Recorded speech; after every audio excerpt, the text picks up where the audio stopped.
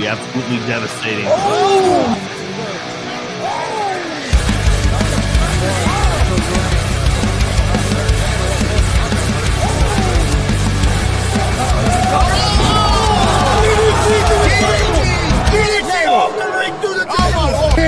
This is Joey Owens' show. They've been trying to get me on this broadcast forever, and this is the worst damn podcast I've ever been on. So you all can kiss my ass while I win this match.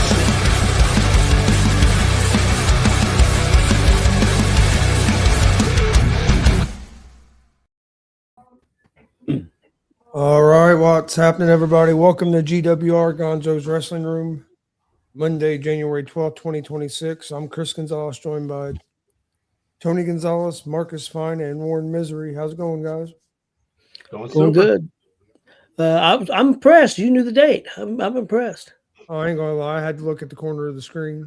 Yeah, well, I ain't gonna take the credit for it. I had to look over. Well, we'll go ahead and bring our guest host in, and then we'll let Marcus do his thing. Or you guys want to do Marcus's thing first, then bring him in? You're in charge. You're the OG. Let's go ahead and bring him in. There he is. Start out because Chris brought him in. Yeah, he's in the dark. He's in the dark. Got a special guest, AACW wrestler, Justin Terrell. What is up, guys? How's it going? What is up? Not too bad. I'm still waiting. I'm still waiting for Marcus to answer the true or false question. Before we got started. I didn't even hear what you said. You guys are all laughing. It's like, say it. So the question is true. The question is true or false, Marcus? Do you eat corn on the cob the long ways? No. Yes, so isn't that the way everybody eats corn on the cob?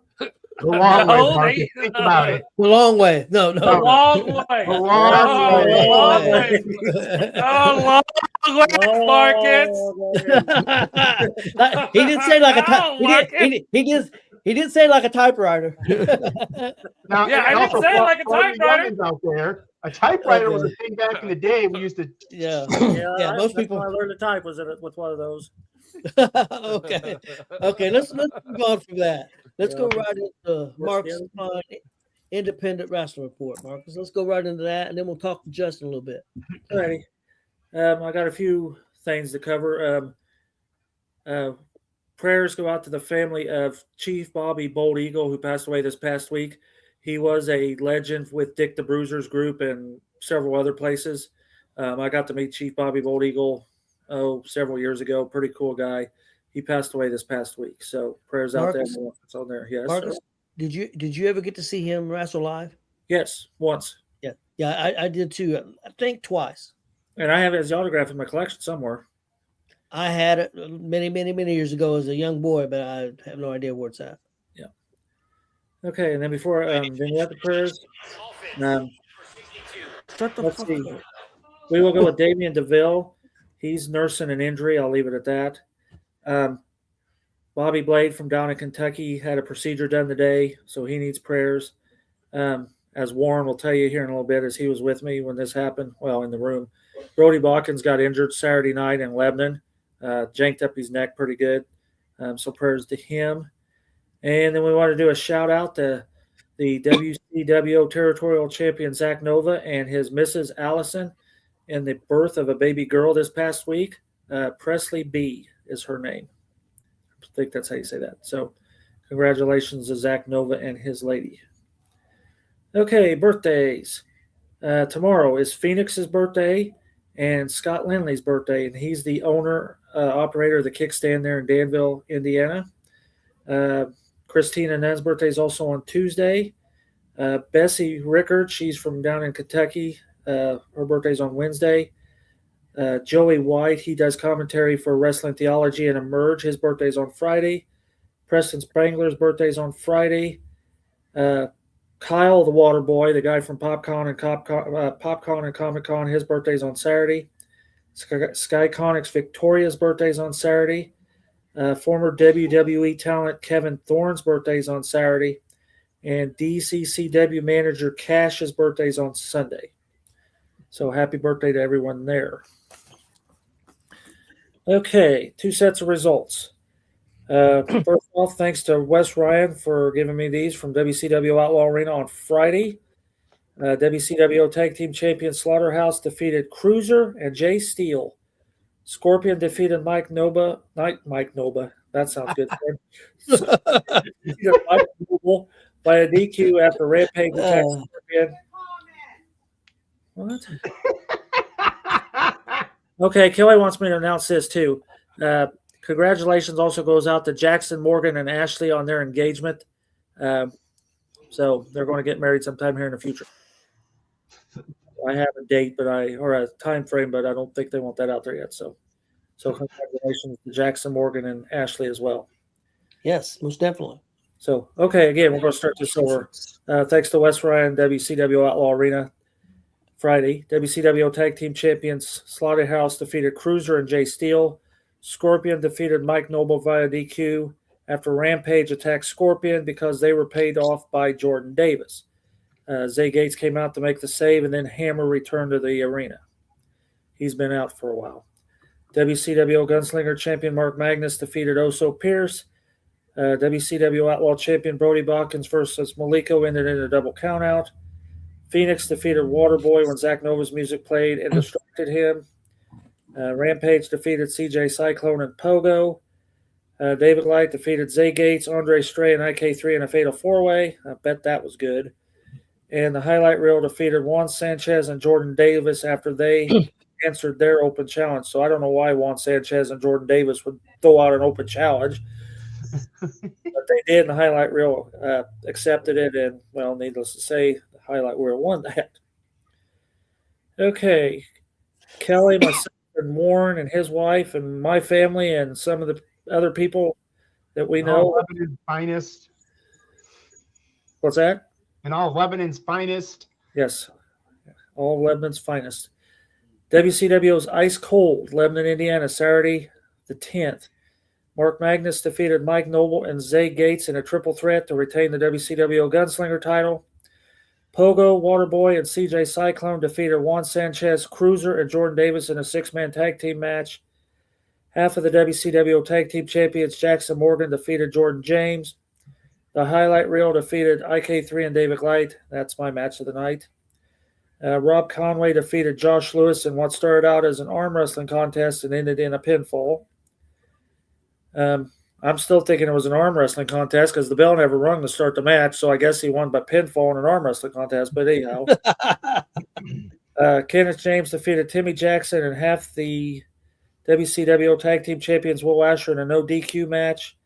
And Brody Botkins defeated Phoenix with T.S. Wiley to retain the WCW Outlaw title. Very good night in Lebanon. Very loud crowd. I'm guessing at least 100. Don't you think, Warren? Oh, yeah, definitely. Definitely. Hang on a minute. What? I didn't know what it said, but anyhow. Type it in the comments. She said, yeah, rude. I can't hear what she's saying. Oh, Lord. She gonna come in there and beat you with that cane. Well, she's got to go out to the car and get it, but yeah, it was a very good show. Very Dirty good show. man. Warren, did you have a match of the night? It was close. The Light and IK versus highlight reel match was excellent. It was extremely hyped and amazing. The three-way, but Marcus didn't hit on with Timmy and KJ and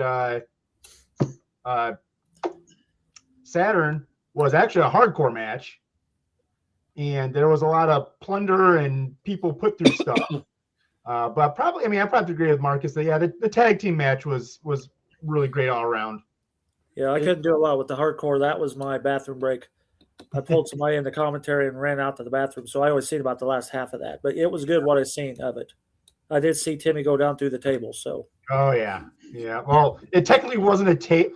It wasn't a table he went through. It was a door on two chairs. But as my wife said, that then make it a table? So, but it was a door he went through. Yeah. Okay. Pretty good venue. I've never been in there. Parking sucks like hell. Thank God they reserved us a parking spot because there's only 3 parking spots out front. So where'd you park? Down in No, Noblesville? we were right in front there. There's those parking spots right in front. Okay. Yeah, pulled right in there, right in front of the building. Yeah, so And where's that place you ate at again? Tell Tony. He might want to know that for future reference. Clues Brews.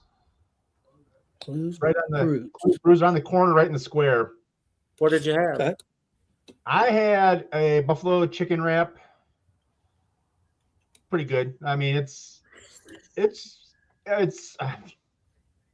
sort of a brew place. So they make. Oh, that's right there across from Arnie's. Yeah, sort of. Arnie's is on that other corner. Okay. On the other corner, yeah. On the other side is. I got where you're at. There's the Four Fingers, and then you come down the other side of the block, and that's where they're at on the corner there. Yeah. They make their own buns. They do their own beer and their own pop and fun atmosphere. The food was good, really good. Would definitely suggest it. Sounds cool. Okay, Marcus, did you have anything else before we move on? I do not. And Okay, so, I guys. guess that was an unsanctioned match. I did not know that because I wasn't in the room when they announced that. Yeah, there we go. Yeah, thank you. KJ versus Okay. Timmy Jackson versus Will Asher. Yes, thank My you. apologies. My apologies. Yeah, you yell Warren. He's the one that screwed it up. Beat me up later. Marcus passing beat me up buck. later. What's that? Marcus passing buck here. Well, he's the one that said it. I did. Yeah. No, Tony's hearing Having voices trouble again. with my Yeah. mic. See, now he's like, oh, wait a minute. Well, last week he was hearing voices in the headset, so he probably heard voices again. I think Chris disappeared. Something's going on with the Gonzalez fellas. Oh my gosh, we're losing them. Oh no! No. Does Chris Chris took off. Warren hear voices in his head? I know Tony was last week. Yeah, I was definitely. He looked at like, "You hear that?" It's like, "Hear what?" I do have a question for all of you that I wanted to start the Ooh. show off with here. Not about corn, is it? I ain't answered. No, I'm not corn. We're not gonna. No more questions about Marcus's eating habits. We'll go about corn. We'll go to Marcus first on this question, then to Justin, then Warren, then to Chris, and then if I have anything to say after you guys go. In your guys' opinion, through your experience to going to a lot of independent shows or running independent shows, that type of thing, being part of independent shows, what does independent wrestling promotions need to improve on the most? Marcus. Hang on a minute. Advertisement. Think as far as getting the word out. Well, because Facebook can't go and do it. I think Promote it. every wrestler on the card, if you're on the card, you should be advertising it. I don't see flyers going out like they should be, posters going up, and I don't know what the ordinances are on these cities, so that may be a problem there. But word of mouth, getting it out there. Okay. So, and talent needs to work. They just need to hone their craft, basically. Sometimes they don't. Justin, this should be interesting from you. You help run a promotion, and you also wrestle at promotions. What do you think the independent wrestling promotions need to improve on the most?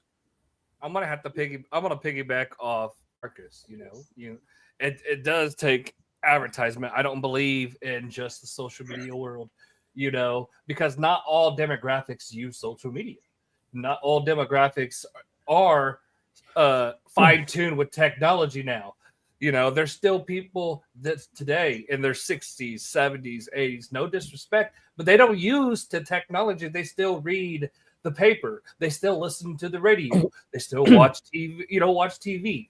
So you can't just advertise on social media. You got to be able to advertise in the paper, advertise on the radio, do what you got to do. And I think everybody that is booked on the card, whether you're a security guard, whether you're a ring announcer, talent, referee, whether you're the owner, the booker, the ticket person, whatever you are on the show, you should be promoting that. And I think the more that you do that, then the more the word of mouth, the more people will come. Warren, what do you think? I mean, honestly, I say it's easier said than done.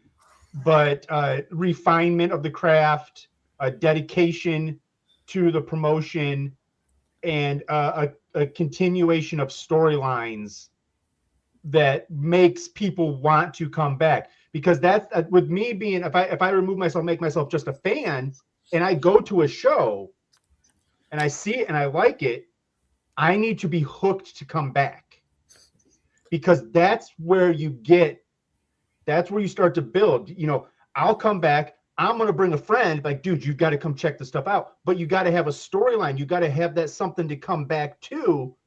And then that person gets hooked, and then he brings, and they say, when you have the refinement and you know, of how they are, and like how Marcus sort of said with the talent, getting better and working in the right people, and then the dedication of making sure you're able to promote that card and have those people to know you're going to be there, so you don't have the card subject to change 4 different matches in a show. That's where I put all that, like, sort of into like one thing like that. But like I said, it's also way easier said than done. So Chris, what about you? What do you think independent wrestling promotions need to improve on the most? unmute yourself. Promoting their shows. I mean, there's about a month ago there was a show here in the town we live in. I knew nothing about it. Didn't even know there was a show going on, and I live not even a quarter mile away from it, like from the boys' club where that show was going on. I knew nothing about this show until like 2 days before I saw something about it. Like, if you want people to come, you got to get the word out there. Like, if I live less than a half mile from where the venue is, and I should know there's a show going on there. If you want fans to show up, and I'm not picking on nobody, because I can see name it a everywhere. bunch of different shows that's happened like that. I'm just using that because it was so close to me. Yeah, it's everywhere. There's other promotions that run in Muncie. There's times I don't even know they have a show going on until I just happen to drive by the fairgrounds and see it on a sign. But like, I think that as a whole, there's some promotions that do a good job of promoting themselves. Don't get me wrong, but as a whole, I think that's the biggest thing that, since we've been starting going to these shows, that I've noticed is some people just schedule a show, put it on online, and hope people show up. And to me, that's just not the best strategy. And to quit putting false talent on your programs. I mean, I know a few promoters that throw talent that hasn't even been contacted, that they don't even know they're supposed to be there because they wasn't asked to be there. And then my only other thing would be don't overbook your shows. Like, there's no reason to have 15 matches on one show. Yes, Walter Buckley. I mean, I'm more thinking Jeffersonville, but well, that too. I agree. Yeah, I don't. I mean, Marcus has literally been to shows where there's been 3 intermissions. Yes. Like, if you have to take 3 intermissions in a show, that show is way. And I've been to shows that's had 5 pre-matches. 5 pre-matches. It's like, okay, 5 pre-matches. It's like, you got a show before a show, before a show, before a show. That's what a 17-match card will do for you. No, sounds like AEW. 5 pre-show matches. My personal opinion is I think you limit. I think if you want to go, as far as like a match total, I say the most 8 to 10. You do 2 quick. Hold on. I say if you want to get some talent out there, like your newer talent or guys that are wanting to come in and try out, you do your pre-show matches. They should be 5 to 7 minutes. Like, they shouldn't be too long. You should be boom, hit the hits, get out, and then you have your show. You could be 5, 6, and do 3 intermission 3. It should never be a 3 or 4 hour show. The show should take 2.5 to 3 hours at most. Yeah, I agree with that. Yeah, I agree with that. With like you're saying, like so I'm always like type of guy too. It's like I said, it's easy to say, but where's the solution? So with the promotion of it, where would the solution be? Because yeah, we can. It's easy for us to say, oh, you need to do more than this. Yeah, also a lot of that stuff costs dinero, Exactly. and a lot of companies don't have that extra. So it's like, so where would you find that to dig in to do more promotion without breaking the bank? I mean, yeah, you know, I mean, the print media is, let's be honest, it's a dying media.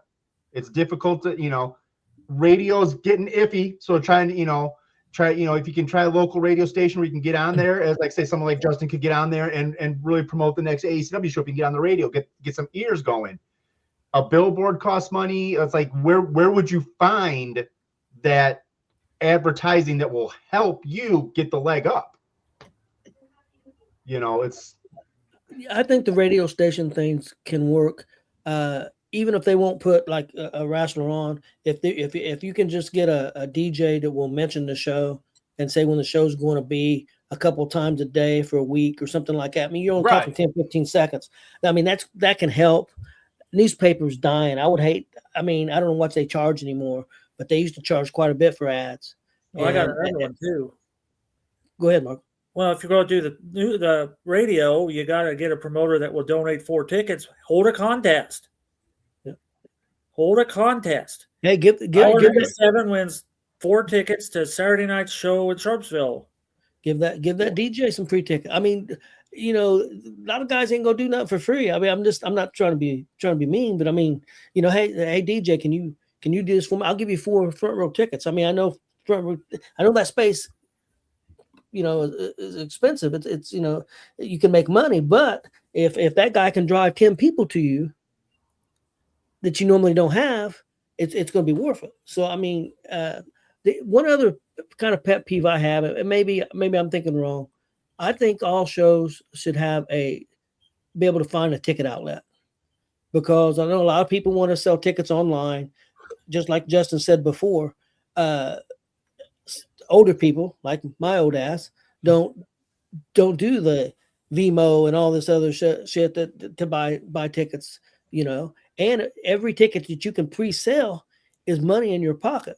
You know, I mean, I mean, if you can sell 30 pre-sale tickets or 50 or 100, that's money you know you got. Mm-hmm. You know that you have. You know that person is definitely going to come. It's not a person that says, "Well, I might go," and then on Saturday or Friday night before the show, something pops up. Now they're not going to go. Well, I know a few promoters in the past that hands tickets to their talent, says, "You want paid for this show, you sell these tickets, you get half of what you bring in," and forces them to go out and sell these tickets. And if they don't sell the tickets, you don't get paid. And that's the thing, and that's how it used to fall back on, like, especially when you first started out. You know, it was called paying your dues. Like, you know, there's wrestling shows where I'd only work. The term hot dog and a hair shake is effing real. I will tell you, it's real. I can remember several shows when I first started out working, or hey, here's a hot dog and a handshake and a cook. Have a good day. Help out with teardown. And I did it because I wanted to keep going. I wanted to do this because I loved doing it. And a lot of people don't really understand that. Like, why do I need to go out and try to sell these tickets and advertise? Well, it's helping you get your name out there. If they see you with the ticket and see you on the card, they're going to gravitate towards you. Whether you're heel or face, you can still be gravitated towards if you advertise the show and put your name out there. And fans that are not even close to the show, if you're advertising it, no matter what show you are on, if you're advertising it, you might get 1 or 2 fans that might be, hey, he's wrestling. Let's go watch him. We don't have nothing to do. And I will use this as a prime example. He may not be watching it, but I will definitely tag him so he can go back and hear this quote. When I first started out, I was 16 years old, 17. There was a family. They had a young kid.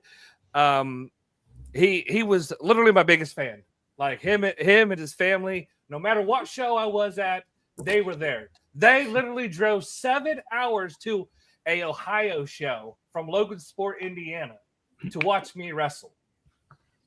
So all it takes is you to advertise and get somebody to gravitate towards you, and they will follow you and get people to show. And to that day, that man, Tony Conrad, still comes to my shows today, and I'm still good friends, and I'm friends with him. So, like I said, here I am. I'm now. This is my 20th year in the business, and it's easy. It's really your first year in the business because you retired and then came back. Yeah. Well, I medically retired because Travis Southern landed on my back. No, I can understand that. Something. No, I already had issues going on before that, but no. All it takes is one post on Facebook, then hit @ and put highlights. The people that are following you will literally get the notification that you posted something, and they'll be like, "Oh, okay. Oh, it's a poster. Hey, share." So it's easy as that. Just some people, yes. Go ahead and finish your thought, but I have a question because since you helped run a promotion. And it's as simple as that. Like, even if you do it on the even if the company posts something and you go on that and you put @ highlights or @ followers, your followers will get a notification that you posted, and they'll click on it. It'll take them to that poster, and they'll see it. So there you are, advertising it that way. Okay, here's my question, Justin. And Marcus, you may have an idea on this, and Warren may have an idea because he works with a promotion, and I've worked with more than one promotion before. How many wrestlers normally wrestle on your guys' promotion? 20, 25, 30? That's a little high, isn't it? 20? I would say that's a little high. I would say 20 at the most. Okay, let me ask you this. How many of them promote on Facebook and other social media out of that 20? Out of that 20, leading up to the show on a regular basis? Yep, because I'm friends with a lot of them, and I don't see jack shit. Without calling out anybody, I will say. No, I'm not calling out anybody. No, I know. Without calling out anybody and giving out of those 20 people, I will give a percentage about 20 to 25%. And that may be high. No, I'm thinking it's high. No, 20 to 25%. I'm not just picking on you because I'm sure it's that way other places too. I'm not trying to pick on the promotion you work for. That's why I'm not saying their name. I know. But I'm just saying that social media could work better. I mean, if you've got 20 wrestlers, if every wrestler promoted it, exactly, you know, and that's what you think somebody's going to come and watch the show. And that's what I'm trying to say. Like, being able, like, getting into the streaming world where, I'm not the greatest streamer. I know that. But, I may be able to make somebody laugh every now and then with my shitty gameplay. But, I stream video games. But I've learned a few, I learned a few tricks in the game, in like the streaming world, as far as like advertising and getting yourself in the algorithm or anything like that. So like I tell people, and like you'll see me on my streams, or you'll see me on posts for the company. Like I'll go in there, I'll hit @ followers or @ highlight, and that way my highlighted followers or my followers are getting that notification that I just made a comment, and they'll click on it and they'll see that whatever the post I wanted them to see, and boom, you're advertising right there. There is a promotion that I do see a lot of people work, and I see a lot of them advertise on Facebook. I'm not even going to say their name because I don't want to piss people off. Marcus probably knows who I'm talking about, but usually I wouldn't say 70%, but I'm going to say at least 50 or 60% promote. So they do pretty well. Warren, what about some of the promotions you work with? Do you think they do pretty well with that, or they could, I mean, I think with the ones I'm sort of in right now, we have maybe 12 on the roster, 15 at the most on a show. I know of one guy that he always, no matter where, every show he's going to, he always puts up there. And listen, we're not going to get into names, but there is a guy that does every show he's on. He's putting it out there. It doesn't matter which promotion, everywhere. I mean, talking from West Virginia to Ohio to here. There are a couple other guys. I could probably name. I think I can come up with at least 4 guys that I know will constantly put up their matches, no matter where they're at, to help promote. And you know what's really is the coolest thing about this right now is Justin just educated me on how I could do better sharing the shows I am. I don't do that tag at everyone. I need to do that. I just share it. I just share. I don't even know how to do it. I don't know how to. I just share the stuff that I'm part of by tag. You know, I'm like, oh crap, I should probably do that. Then, like he said, then all these people that follow me, the 20 or so of my few minions that I have that follow me will see and go, oh hey, and then maybe if they like something, then the people that follow them will see them liking this, and it can sort of spread. You know, but you know, also we talk about at highlight. You know, but we talk about, you know, doing the stuff too, just for people to see. My thing is like, you know, if you guys all follow me, you know, leading up to like AVW shows, I'll post videos, I'll do little things, but it's timing. Timing is key too. Like I've already got something in my head that I'm going to put out this week that I had a week and a half ago, but I'm not going to put out a week and a half ago because the show is still almost 3 weeks away. Out of sight, out of mind by then. If people see it, they forget it. I'll get a little more hefty in the week leading up to promoting the show that I'm going to be part of or do something with, so that when the people see it, it's still fresh in their head. You do it too early, people tend to forget. And so, but you know, like I said, I can probably come up with four guys off the top of my head I know that do it, but not a lot. And honestly, too, to be fair, like I said, I'm not trying to knock all the guys because they're all busy. They've all got lives to lead. Some of these guys are doing probably 6-7 shows in a month. You know, so they got a lot out there. Some guys may stretch themselves thin to where they just don't think about those kind of things. But I think talent helping to promote in any way they can is huge. Yeah, I agree. You know, I agree with you on that statement too. You know, timing's everything too. You know, time is money, but at the same time, you can, for example, like we just posted our flyers, and so we put out our flyer. Like I'll share that. Now I won't share it every single day because it's not till March. I might wait a week or 2 weeks, and I'll share it, or I will have somebody be like, "Hey, I need you to cut a promo for this particular issue that or particular thing we need you to do. So cut this real quick, send it to me, and I'll post it for this day." You know, so yeah, timing is key to keep it fresh, but at the same time, you could also flood them, because I would rather annoy somebody and then they see it every day and they're finally like, all right, you showed I'm sick of seeing it. Let me go see what it's about. What I can say is with yours personally in your upcoming match in March against the Tanner Kelly, you have built the excitement with what you've done. So, you know, you have come out and you've laid that foundation. You say, this is what happened. So you built that excitement. You built that to where people are now going to be watching. Okay, well, what's coming up? To where you can then add on and you can use those promos. You guys can have your back and forth. So you've got their attention, and you've got, oh, this is going to be it. Fans bring the weapons. Hell yeah. And then they want to see what's coming. They want more. Yeah. You've left them hungry for more. And that's what I'm saying with a lot of stuff is you got to leave fans wanting more. And, you know, like I said, I think what you guys have done with this is a good example of how promotion should go in advertising matches, particular matches. Well, like every show, Marcus. Hey, Dad, real quick, just to let you know, our guest is here. Our special guest is here. Whenever you guys are ready. We'll go one more minute, maybe 2, and then I'm gonna bring him in.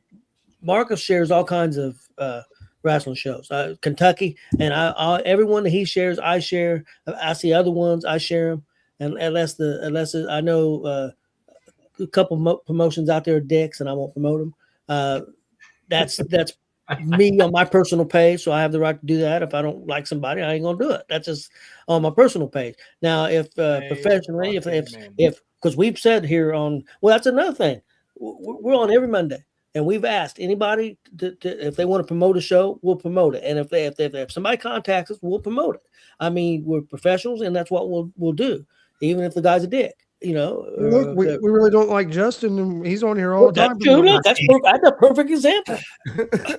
I mean, I'm sorry, but I know, Tony. I know you said you don't use Venmo, but I'm still waiting for my $50 in PayPal to agree to having you on, Justin. Where's that at? I'm looking right now. I don't know. I was agreeing on a steak dinner by the Kelly Fine, but what the hell? You didn't tell me about that, but okay. Can I take off with this a minute? Yes, go ahead. Okay, I don't need to keep bringing up the micros, but I'm telling you, people need to study what those guys do. Pigeon Forge, I know, is a tourist town, but those guys all get on a golf cart and run into Gatlinburg. That's a 5-mile trip on a golf cart. I don't know how they pull that shit off, but they go around and they advertise their show. They don't have any other advertisement. They used to have billboards in Gatlinburg and Pigeon Forge, and they pulled them. They go out and they put in the legwork to get people into the microtorium, and it works. So and to add to that, like back in the day, we used to have there's a show up in southern. I don't know why I said up in northern Indiana. I'm not gonna call the name, but the promoter used to have a couple of people dress up in luchador masks and stand at the road with signs set arrow pointing wrestling here. Like we, for example, we have a guy, a talent who lives on the street of Sharpsville. I can negotiate a deal to where he can hold up a sign. Yeah. During the week while he's laying on the streets.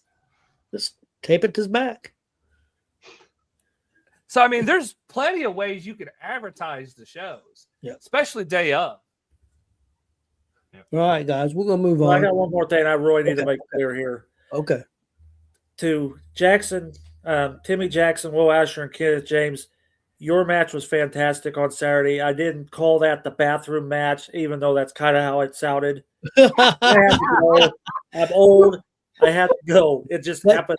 That's when it had to happen. So, and if you've been at the Boys and Girls Club, you have to get in that bathroom when everybody's in the arena, because there's no way I was going to get in that bathroom with everybody getting in there. Oh, Lord. It was an outstanding. I didn't want you to think that. I appreciate that, Kelly. Thank you. But Marcus had to clear that up real quick before Timmy came on. What the hell's your problem, buddy? So, but With that lead in, that's going to be my first question. Timmy, how was your bathroom match? now let me ask Justin one more question. Okay. And it's a real simple answer, and I'm sure he'll give it the exact way I think he will. When do you stop paying dues? You never stop paying dues. Never stop paying dues. People need to learn that. You never stop paying dues. I see people who get past their third match and they think, okay, I put in my dues, now I'm done. And it's bullshit. I think you never stop learning. You never stop paying dues. I think some of them think what their supposed training is. And before we add him in here, I'll say one thing, another key word of advice for anybody in the locker room: shut your mouth and open your ears. Yep. And if a veteran's talking, listen to them. They've been there. They've done that. You don't know more than that veteran. Don't even think you know more than that veteran. So, okay. All right, guys. I think I got all my out of the way. Okay. I thought it was a good topic. We probably could have went the whole show, but okay. But we got an important guest. He's not a bathroom break. Let's bring Timmy Jackson in there. Too loud, Timmy Jackson. I got my first question for you. I have a question too. It's going to be funny with the question that was asked earlier. But There he is. Hey, what's going on, everybody? How's it going, man? What up? Too loud. How's everybody doing tonight? Doing good, doing good. We're going to start. We're going to let Marcus go first. Warren's going to go second. We'll let our special guest go third.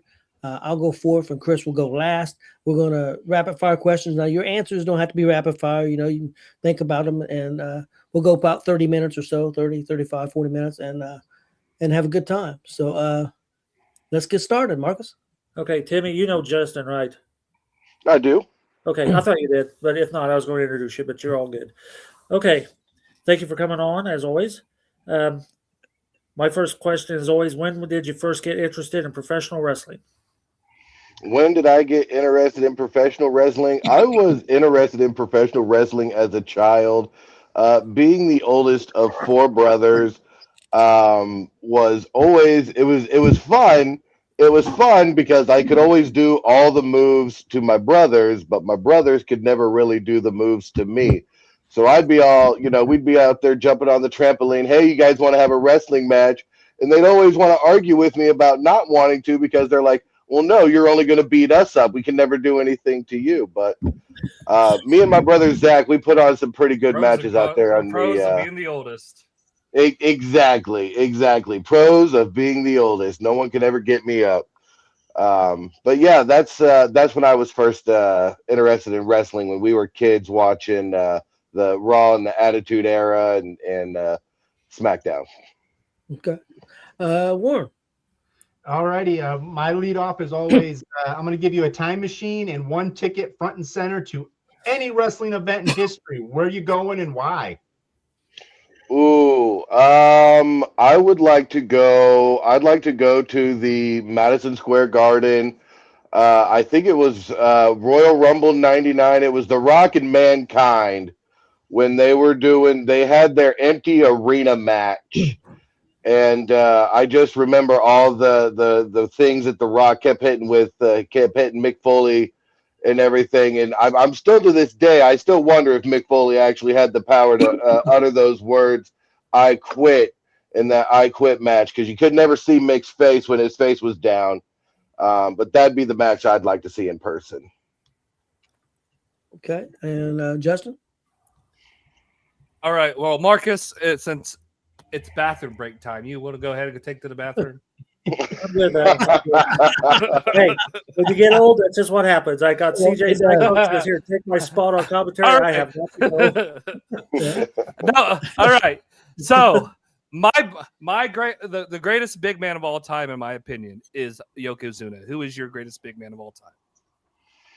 Ooh, the greatest big man in all time for me. I'd probably say it was always the Big Show. I always liked watching the Big Show come and go from the WWE, because every time he came back, yeah, he's 7 foot tall and he was always over 500 pounds. But as he went and came and, took his time throughout his career, watching him slim down and still be able to continue to wrestle really gives me an inspiration to know that I can continue to do this a lot longer, as long as I actually take care of myself, similar to what he did. Okay. My question is your inspiration for your wrestling character. Oh wow, that's an intense question. My inspiration for my wrestling character. I am my own inspiration for my wrestling character. If there is one thing that I have been told my entire life, it is I am too loud. I do not have an inside voice. My mom and my brother and I, when we were growing up, we'd all be in 3 different places of the house, and that was just the way we would communicate. We would shout. We would never be mad at one another. We would just shout across the house, whatever we needed to communicate. And you could ask my wife, you can ask Reggie, you can ask anybody. I don't have a quiet voice. I'm not quiet at all. Well, I can understand you shouting at Reggie. Yeah, he's real easy to shout at. Yeah. Chris.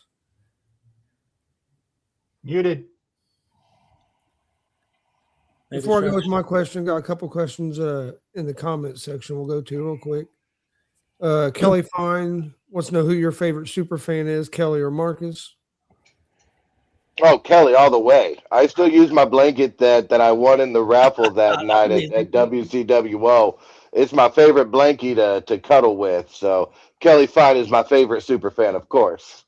Okay. So I guess I need to knit him a blanket. I don't think he'd be I comfortable. don't know. Or Well, maybe Mark, not go to the either bathroom during his match. yeah, exactly. Maybe not go to the bathroom during my match. Hey, and I do want to apologize. Oh. I didn't realize you was trying to get a shoe from that lady, or I would have kicked one of mine off to you. And I told him too. I was like, Hey! Don't go spoiling all the fun. We got to save that for later because I Okay. have a story for that. That's for later. Okay. Okay. All right. And then one more section or question out of the comment section. Do you think it's harder to be a heel today or easier? I don't have a whole lot of experience being a heel. I don't like to be the bad guy. I've always been the good guy. It was a lot of fun being able to step outside of my comfort zone in this no disqualification match this past weekend. But we'll talk a little more about that here in a bit. Okay. All right. Yeah. Then, Have you go ahead. been a heel yet? No, ultimately, no. I don't think I've ever done anything enough. I don't think I've ever had anybody in the crowd boo me or do anything that would signify that I was heel ever. Okay. Let's put it this Sorry. way. Let's Sorry, put it Chris. this way. Being a heel is the greatest feeling in the world. That's what a lot of people say.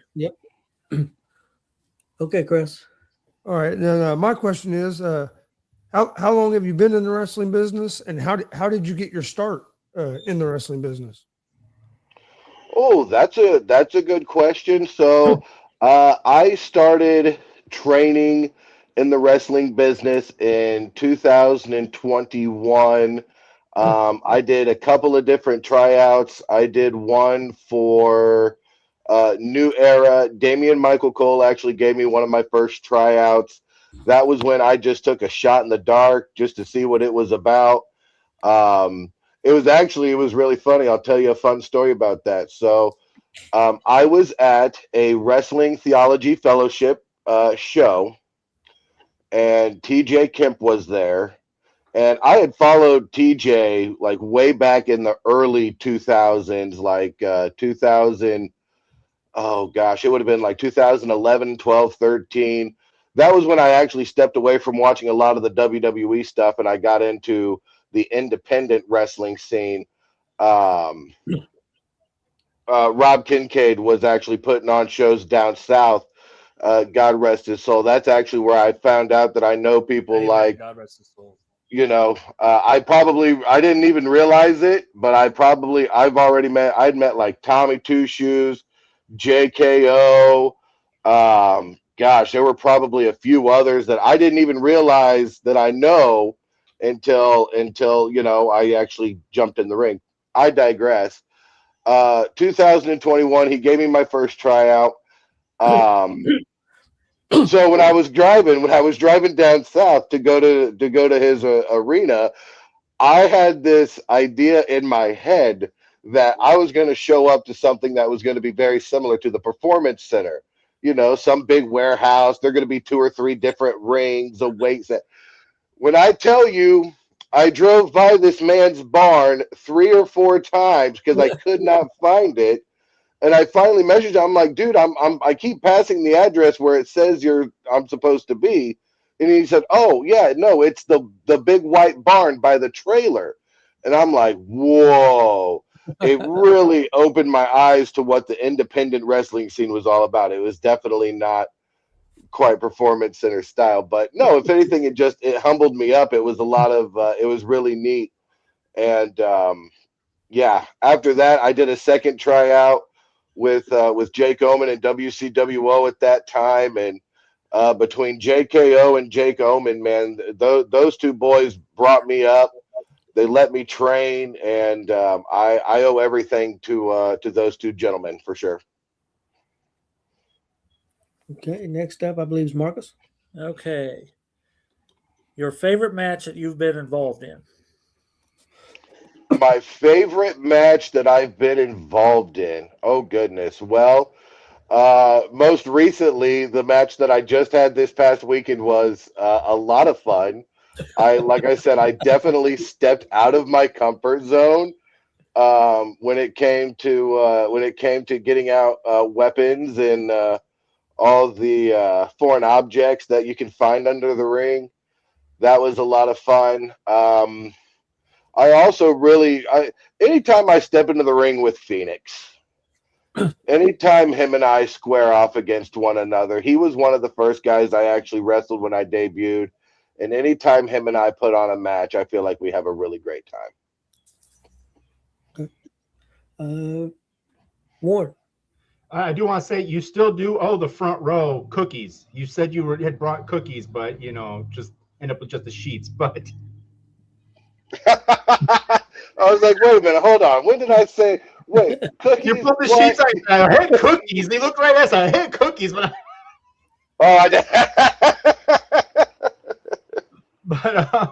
my thing is, I think one of the most original things you do is your mid-match dance party. How did you come up with that? Ooh, the mid-match dance party. Ultimately, I came up with it. I like to move.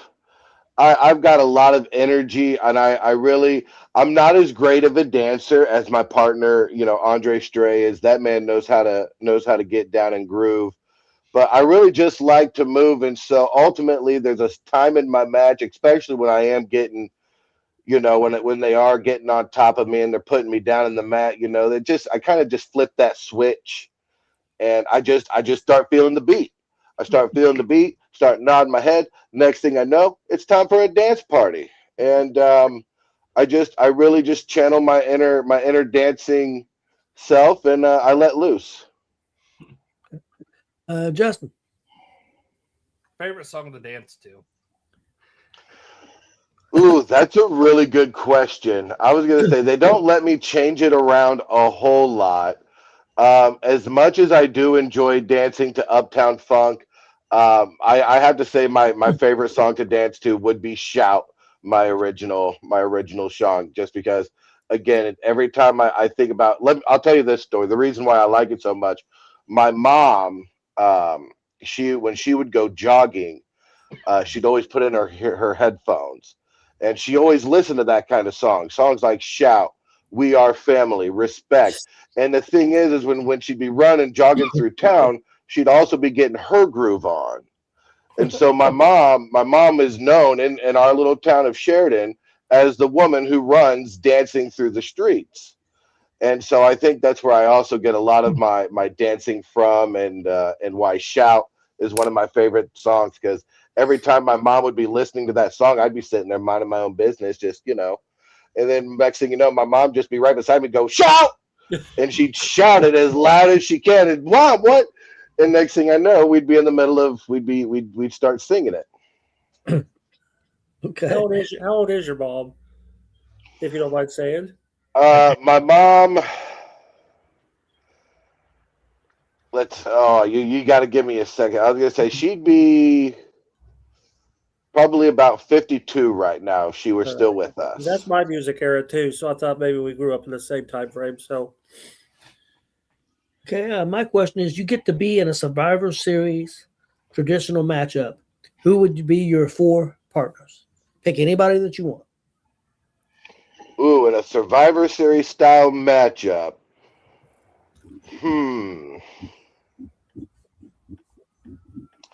That is a really good question.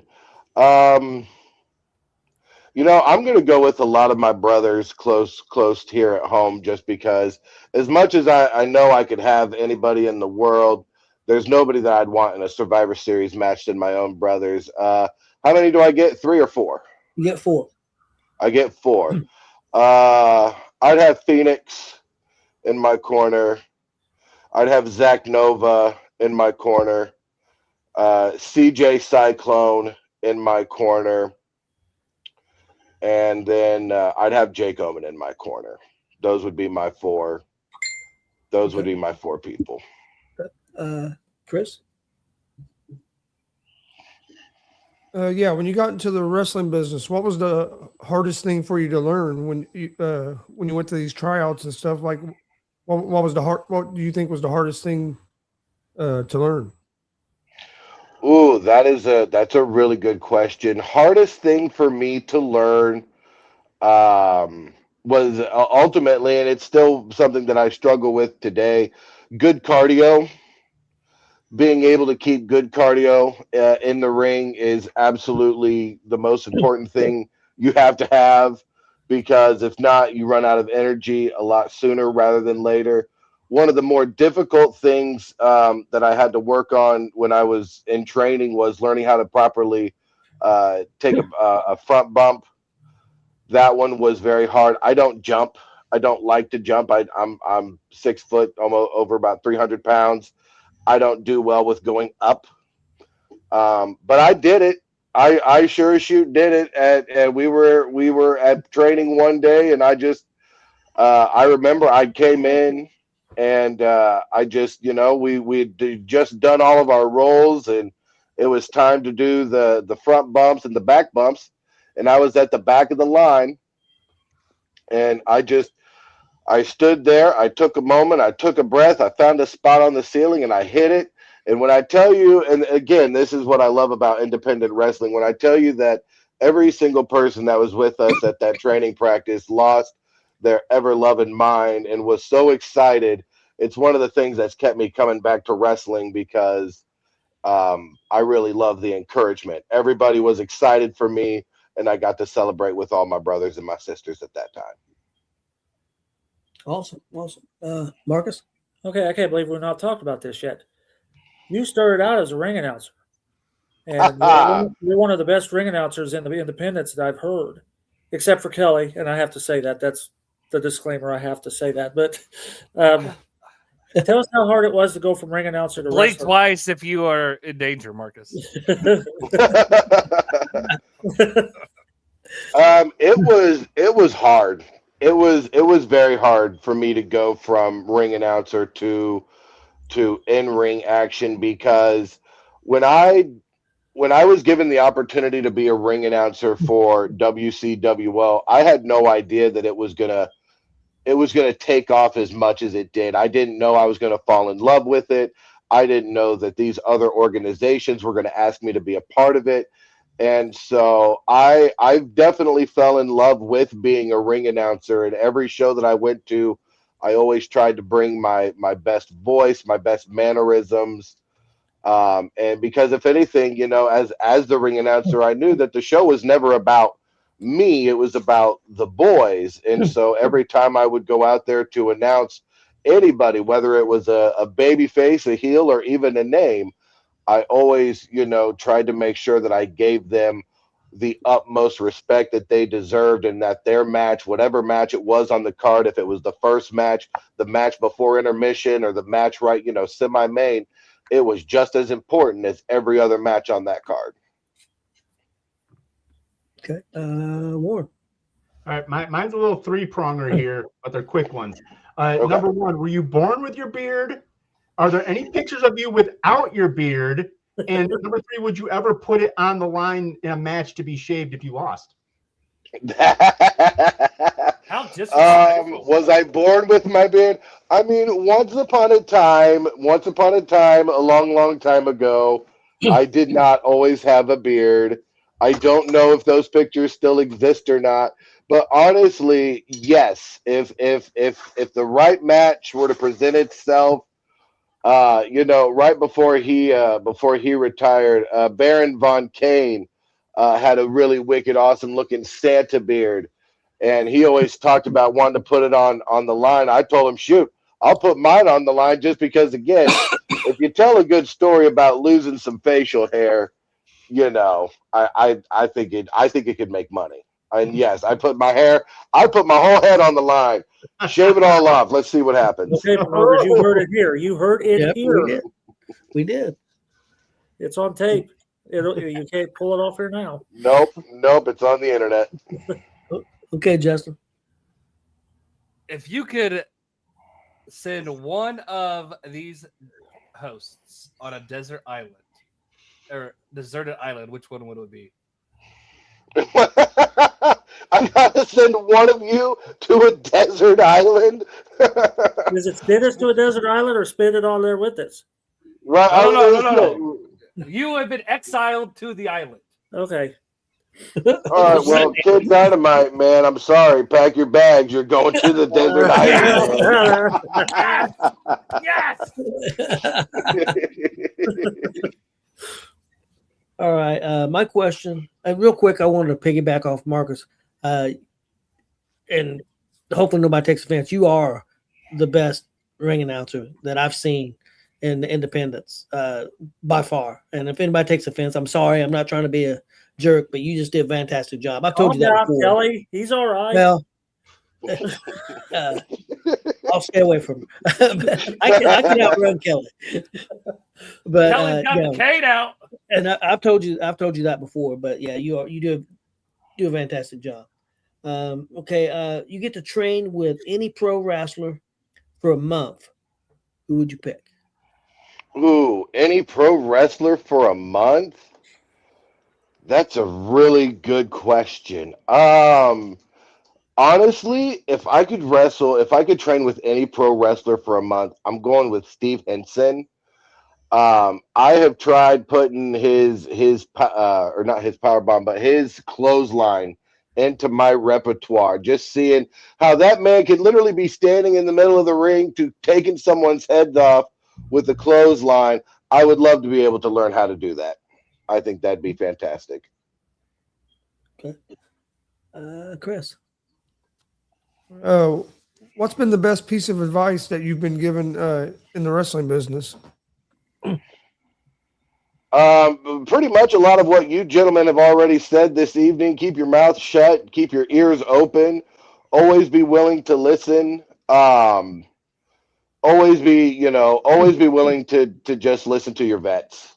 If your vet is taking time out of their time to talk with you about anything, whether it's something as small as your entrance or as big as your finish, stop and listen and give them your attention.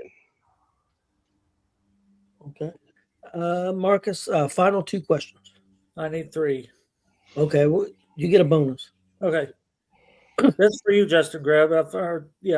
I cannot believe that I want to say this, since you asked me a weird question earlier, but tell us about eating corn in a competition as Timmy Jackson at the State Fair.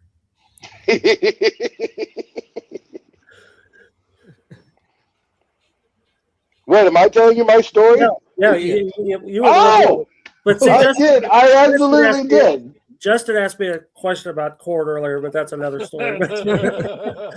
Oh my gosh. Yeah, so let's talk about that. So I had never once been in an eating competition, but I absolutely do love to eat. So scrolling Facebook one day, I see that there is going to be an eating competition at the Indiana State Fair. So I'm like, why not? Let's go ahead and give it a shot. So I sent them all my information, and they sent me back a free ticket and said, show up at this day at this time. And I tried to reach out to their marketing manager, being that being a local independent wrestler, I was hoping to help promote it, as we should, like you guys were talking earlier. I tried to reach out to help promote it. Sadly, they never got back with me, but I then went ahead and took to my social media page and told everybody that I was going to be in the competition, and if I got so many likes or views or whatever, that I would do it in full gimmick. And sure enough, social media did exactly what they normally do. They showed out. So I went to the Indiana State Fair, dressed all up as Too Loud Timmy Jackson, and I ate as much corn as I possibly could in 5 minutes. According to the judge that we had, which he was not a very nice person, he said I only got through like 2 full ears of corn, but he said if you left any kernels on there, he'd toss them out. So he wasn't that great of a judge, in my opinion. No, that's bullshit. But no, it was a lot of fun being in that competition, trying to eat as much corn, and I saw a lot of fans who kind of recognized me from the dub and whatnot, and that was a lot of fun. I hope to do it again this year if they have the corn eating competition back. Okay, Marcus, your other question. Okay, you have a pinfall win over Savio Leone. Tell us about working him. Oh my gosh, he's the biggest kitty cat in the whole industry. I do have a pinfall over Savio Leone. Ironically, that pinfall was my debut match. It was at a White River Wrestling show that actually took place here in my hometown of Sheridan. It was my first time getting in the ring as Too Loud Timmy Jackson. I actually remembered that was how I ended up buying or not trademarking, but coming down with my tie-dye print was the fact that like I'm getting ready to perform at my hometown and I needed something to wear, so I went over to a booth and just got me a blue and green tie-dye shirt and threw it on. And then next thing I know, it's me and Savio in the middle of the ring, and I tell you, man, he put me through my paces. Yeah, they did. You know, but working Savio, it was great. I'll never forget it. I love working him. I love seeing him all the time. I make sure to give him all the chin scratchies when he lets me, and definitely a memory I'll never forget. You need to do it again since it's the Too Loud Strays versus cats, dogs versus cats. I mean, Right. work at that. Work at that. We almost did. We tried Him for and that Thunder one. Kitty taking on the Too Loud Strays. Right, there we go. Okay, Warren. All righty. WrestleMania is known for their awesome entrances with live bands playing people out. Who would you want to play you out for your WrestleMania entrance and what song? Oh, holy smokes. That's huge. Oh,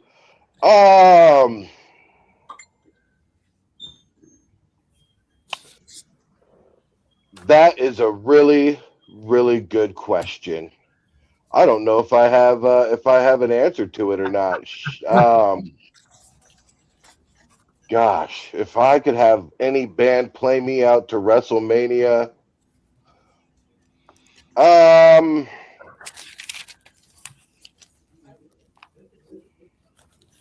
would probably say either Disturbed or maybe Five Finger Death Punch, Black and Blue on Black. That would be the song that I'd come out to. Yeah, Five Finger Death Punch, play me out, coming out to Blue on Black. Justin. Where do you hope to see yourself in 5 years? In 5 years, I hope to see myself as a WCWO Outlaw Champion.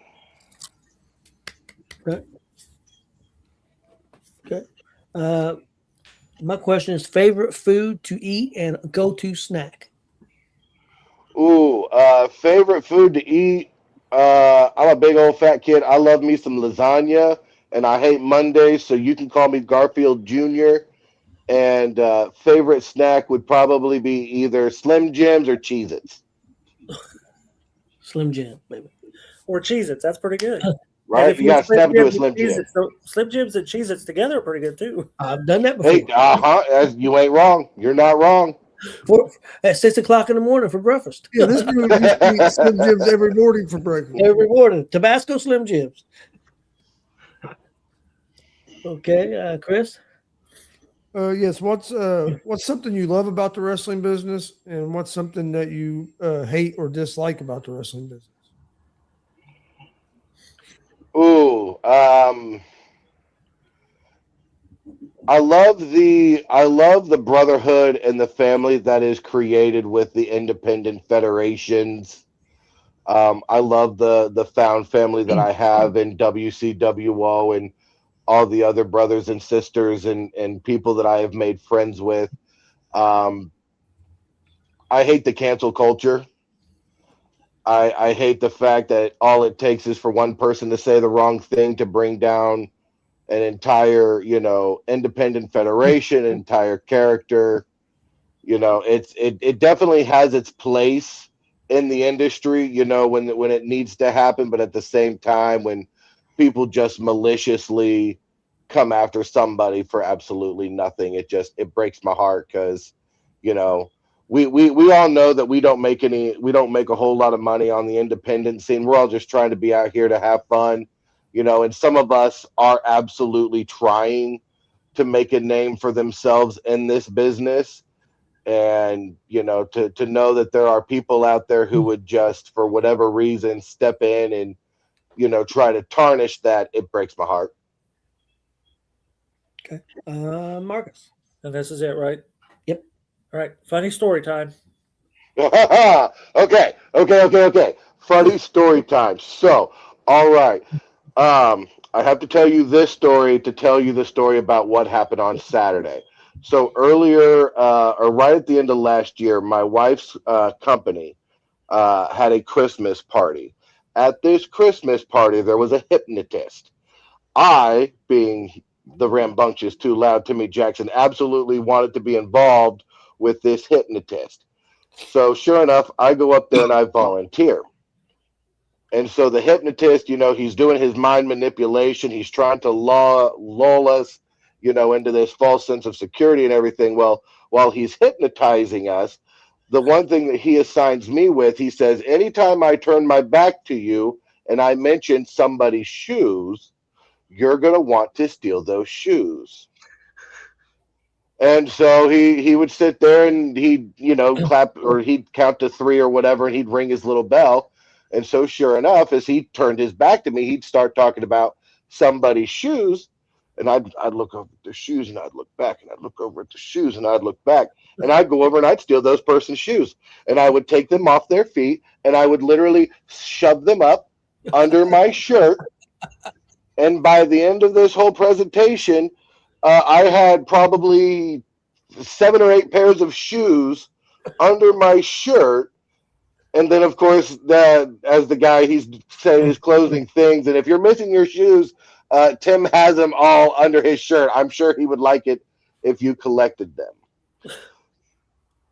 So I tell you that story to tell you this story. So this past Saturday, when we were in Lebanon, we were trying to come up with this match. And I can't remember. I was in the back talking to someone, but someone mentioned that it would be funny if we could get a shoe and shove it in KJ's face. So I'm like, bet I'm going to try to make this happen. And I guess they had somebody, I think Jackson Morgan someone told me that one of the gals in like the second row near Hardcam actually worked with Will and KJ. So I said, bet. So during our match, I get out of the ring. I'm trying to walk over, and I go over to the lady, and I'm like, I need your shoe. And she, of course, looks at me. She was like, what? Huh? What? I was like, I just need your shoe. And she's like, no, you can't have my shoe. I was like, I need your shoe.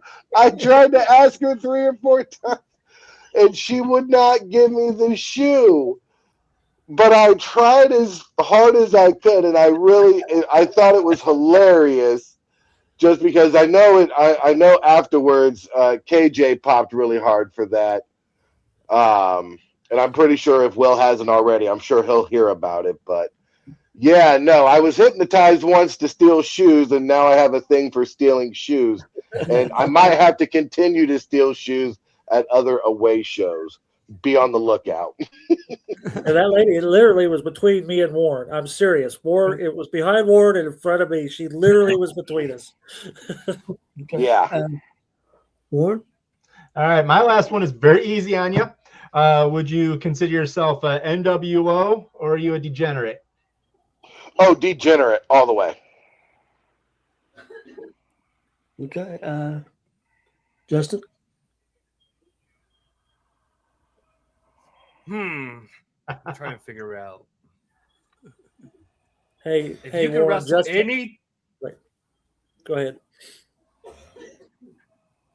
if you could wrestle any tag team with the 2 Loud Strays, of all any tag team ever, who would it be? Ooh, with the 2 Loud Strays. I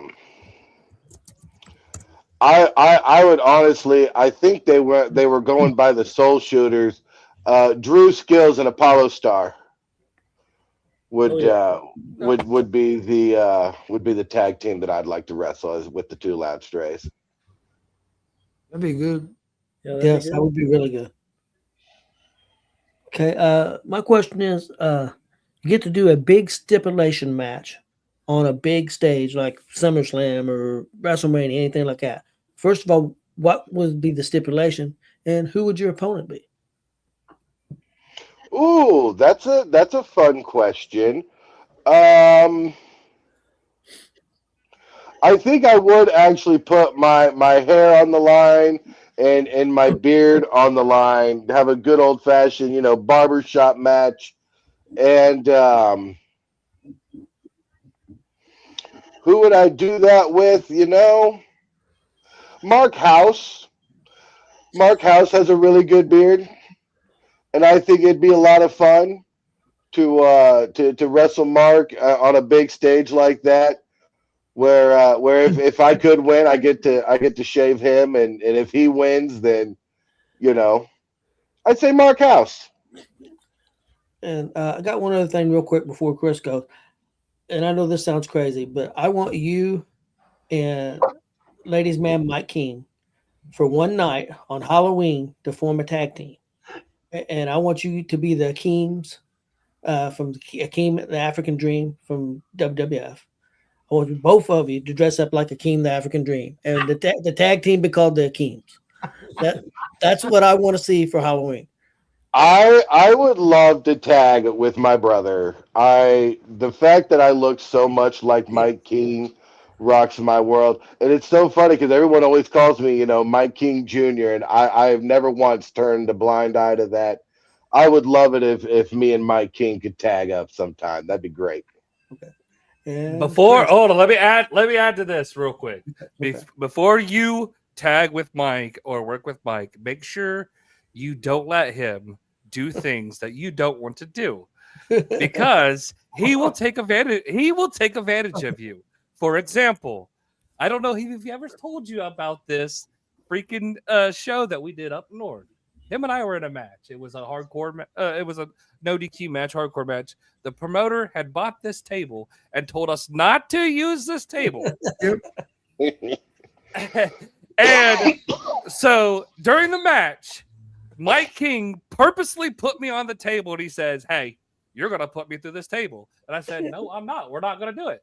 He then back body drops himself. So I have no choice but to sell it to put himself. He put himself through the table. So my advice to you: be careful. I love Mike King to death, but be careful. Be careful if you ever ride with Mike King anywhere. Also. Oh yes, Don't yes. do that. Don't do that. Okay, Chris. Final question. Okay, what I do with my final question is give you a chance to promote yourself, let people know where they can find Too Loud Timmy Jackson at social media, if you have merch, upcoming shows, any of that good stuff. Oh, absolutely. Thank you so much. I am Too Loud Timmy Jackson. You can find me on Facebook at Too Loud Timmy Jackson.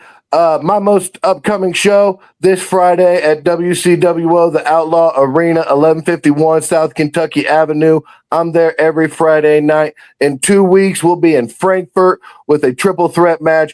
It'll be the Too Loud Strays, the James Gang, and Slaughterhouse putting those belts on the line. I got to get my gold back, ladies and gentlemen, because I am Too Loud Timmy Jackson. Hey, thanks a lot for coming on, man. It was wonderful. We'd definitely like to have you back on again sometime. Absolutely, guys. Thank you guys so much for having me. It's been fun. Thank you, guys. I think we need to have him on to take Justin's spot as the guest host when he's Yeah, back. I'll contact him here. He can now be a guest host because he's been a rapid fire guest. Hey, that's okay. That's okay. Marcus, that kick is definitely coming. Sorry, Justin, man. I promise I didn't come on here to take your job or nothing. I swear. Ah, dang it! We could say we could try to retire him, but he just retire and then come back. Yeah, so. he'll come back. All right. Thanks everybody for watching tonight. Again, thanks for coming on. We appreciate it. Thank you guys so much. Peace out. Have a good one. Yeah, Have a you great too, time. man. Marcus, you got anything before we get out of here? Yeah, later tonight, 10 o'clock. Me and Mortimer Blankenship III will be on the Calamity Jane podcast, 10 p.m. Eastern Time, 9 p.m. Central Time on Facebook. I have no idea what we're going to talk about, but we're going to talk about it. So Be ready to talk, and you better talk quick. Yeah. So you're gonna get anything in on with Calamity Jane and Mortimer, you better be ready to go. You get your chance to talk, you better not stop. That's right. You better run with it. It will be. I guarantee this. Check out that show because I guarantee it's going to be entertaining. Oh, it'll be a real It'll good be show. a good show. And then let's see. Warren's got something. He's not thinking Sunday. Talk about Sunday. Oh, I got my thing there. ABW Sunday, the 18th, the Illini Skateland. We're coming back after a little bit of time off. Got a very stacked card. Main event is a triple threat for the ABW world title. I do have it somewhere here in my possession. The champion, the Cobra, versus Jimmy Carrot versus IK3.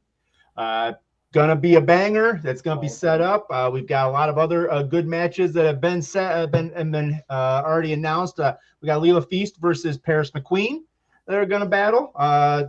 Paris debut here with us, and then I do believe we have Calvin Coco versus Andre Stray. So and then Mike Noble's gonna have a big challenge ahead of him with a lot of different gentlemen trying to take that no limits belt from him. And then I do believe one of the other ones we announced is the key to the 210 championship of TY Ice versus someone that you guys all know very well, Mark Magnus. So 7 o'clock Indiana, 6 o'clock Central Time. Show up, show out. It's going to be a lot of fun. I guarantee it. I promise. Yours truly is going to be there. And, it's always a fun time when I'm there. Sounds like a great show. Sounds like a really good show. Marcus, are you hitting that one? Oh, yes. Yes, absolutely.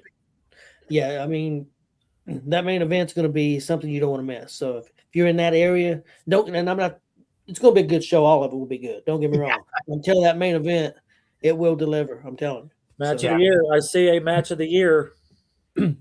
Those guys already been told I'm coming to watch a match of the year, so that might have put a little more into them. So it's three guys that believe hitting hard and getting hit harder. So yeah, you get a chop fest like we see the Cobra and IK3 do, and you put a third guy in there. You guys seen all three of those guys. Along with Jimmy Carrot. I mean, this is not ballroom dancing. These guys are going to go at it. Well, guys, I think we had a great show. Appreciate Justin coming on tonight. Yes, Justin, thank you for last minute. Yeah, especially last minute. Hey, no problem. Thank you. All the crap we give you, you're a pretty good guy. And the other guy that was supposed to come on, you suck. Yeah. He's playing Glid. He decided to go to the Pacer game instead. Just like Glid. Glid's in here. He's probably at the Pacer game too, for all. I think he was going to the Pacer game. He posted he was there to get something, had to go home. He was actually in the chat there for a moment too. Okay. So he had to leave the Pacer game and go home? He was outside something. He had posted something on his Facebook about me. He probably went up there for a show or for something, and then he probably decided not to go to the game. He probably decided to spend money on NXT or something. You never know, Glenn. It can change minute by minute. Oh, yeah. But we appreciate everybody watching. Please hit that subscribe button on YouTube at Gonzo Sports Room. Like and follow Facebook, Twitch, X, Instagram on Gonzo Sports Room as well. And we will see you next Monday. Go Pistons!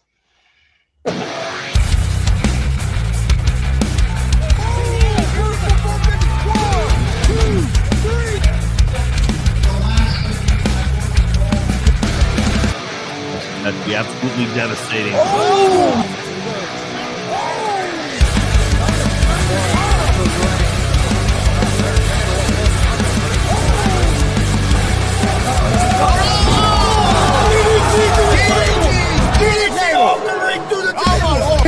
This is Joey Owens' show.